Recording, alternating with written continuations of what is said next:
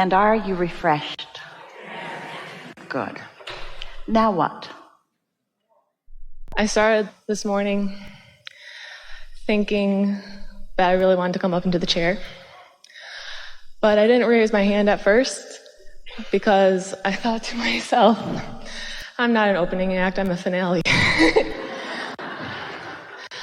What I want to talk about is what Esther does and how she does it, and how someone like me or anyone else here could try to learn how to do that. Well, it really is what we teach all day, every day, because without exception, you are all extensions of this non-physical energy.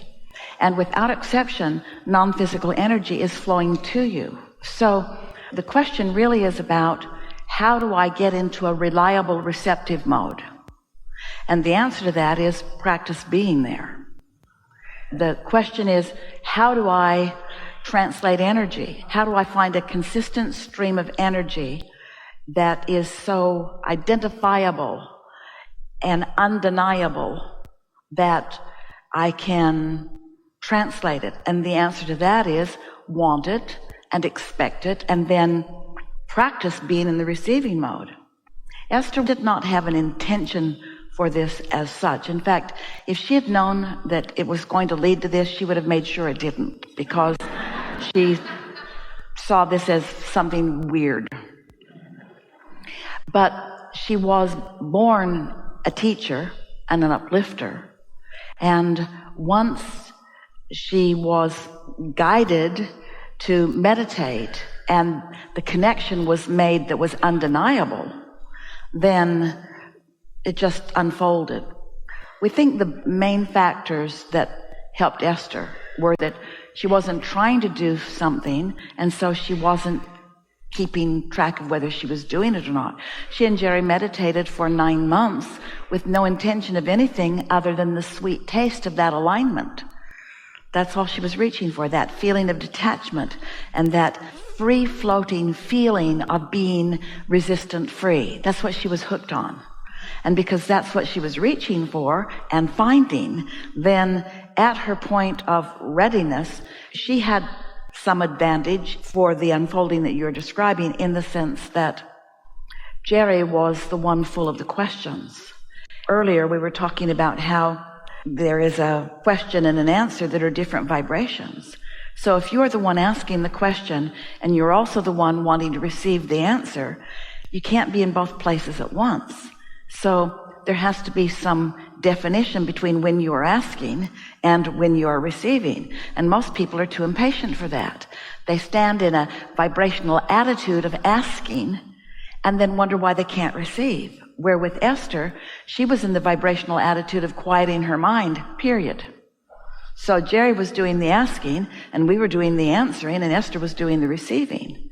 So that is something very fundamental in someone having a successful opening, is that you want to be clear what phase you're in. You could let life help you to identify all of your questions and just keep identifying them, and then you could sit with the intention of relaxing and allowing your vibration to rise, and it always will, and then at appropriate moments the insights will come.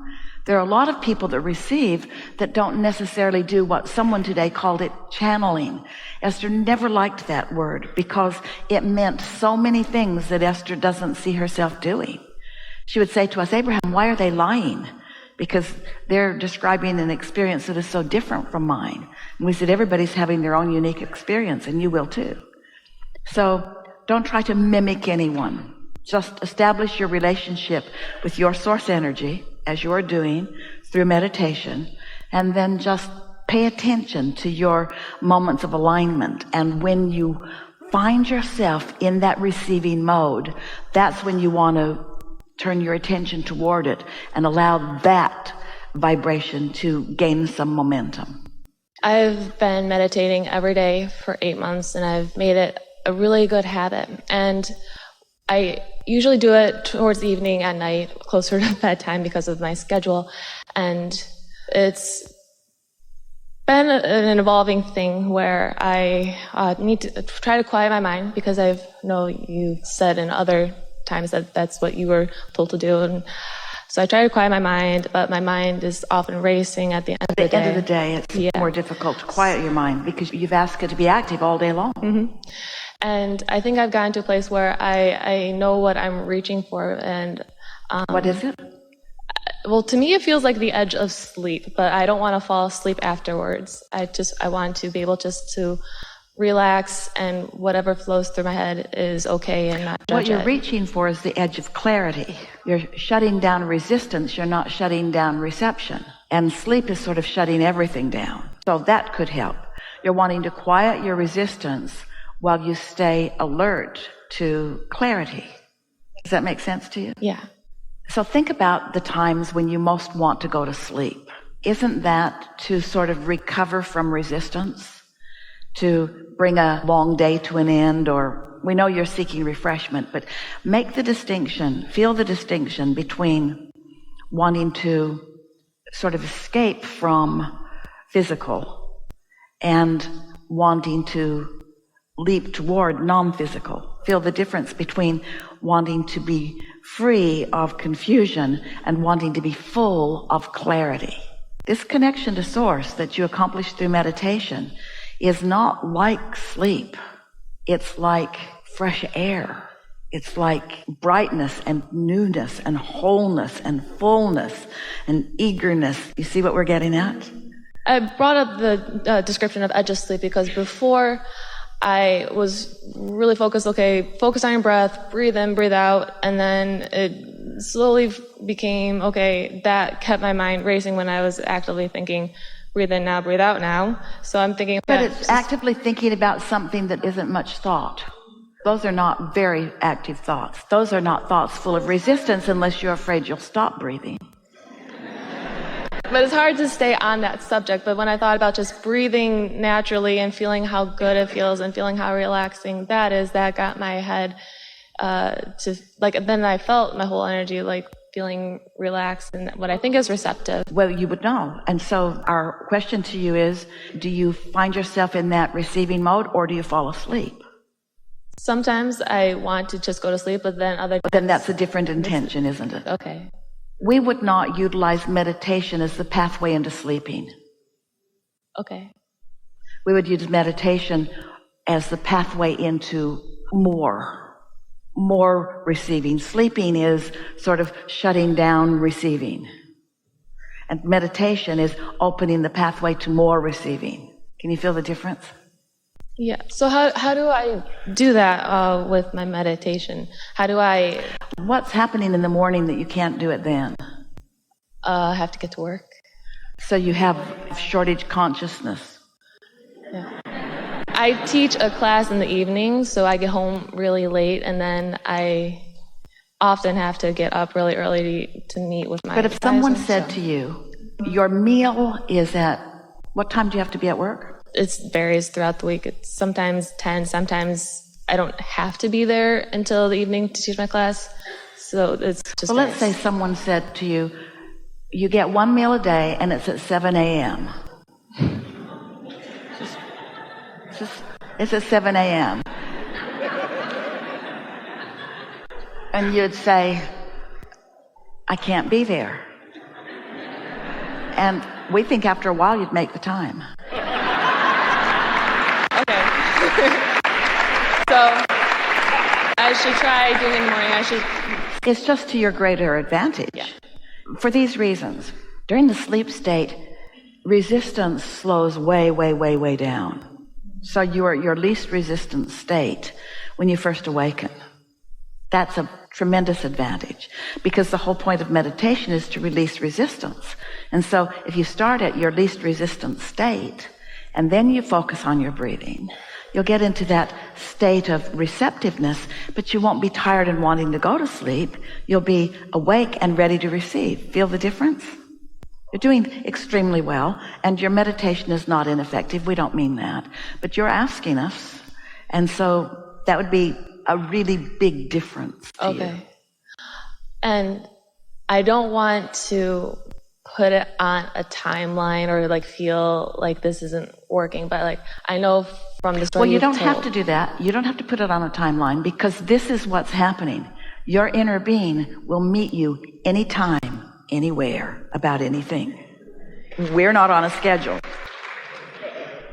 But your resistance has ebbs and flows. And there are times that you are less resistant than others. And so let yourself be on that kind of schedule. When am I in my most receptive mode? Because you see, you're taking meditation into what we consider to be the greatest purpose of it. When you release resistance, your vibration will rise. And when your vibration rises, there's a blending between you and you.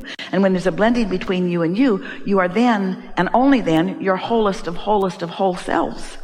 That's really what you're reaching for. And so the insight you're looking for, the answers to the questions you're looking for, all the things that you said and that we can feel you're looking for are there. Some might say it's just keeping the odds up. Others might say it's just logical. We would say all of that. We're not asking you to look for a time schedule. We're asking you to look for a path of least resistance schedule. And we know for sure the path of least resistance schedule is at the beginning of the day, not at the end of the day. And it can be whenever you want it to be. We're not asking you to set an alarm and meet us somewhere. We'll be there. I didn't mean like more evening. I meant like in terms of development or seeing progress or seeing something happen or hearing stuff. I've been doing this for 8 months. How can I know? What do you mean then? What do you mean when you say, I don't want to be on a schedule? Well, because I've heard your story before. You said it took you 9 months before you heard Abraham. So I'm thinking, well, I'm at 8 months, but I don't want to put like a timeline on it. So how can I judge my progress or feel like I'm doing this? You can't compare yourself to Esther because she was meditating every morning.